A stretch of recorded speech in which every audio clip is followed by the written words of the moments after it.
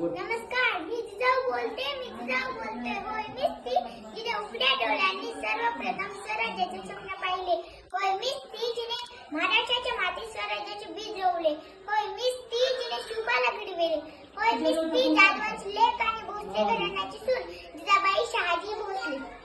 माझ्या शिवबाने माझे स्वराज्याचे स्वप्न पूर्ण केले. जशी मी शिवबाची आई होते तशीच मी तुमची पण आई आहे. म्हणून तर तुम्ही मला आईसाहेबांचा मान देता. पण आजही आपल्या स्वराज्याची काय अवस्था झाली आहे. ना रयत सुखी आहे, ना स्त्रिया सुरक्षित आहेत. जिथे तिथे फक्त आंदोलन, मोर्चा, बंद आणि संप. मला आणि माझ्या शिवबाला कोणताच भेदभाव मान्य नव्हता. पण आता प्रत्येक गोष्टीत जातपात आणि भेदभाव.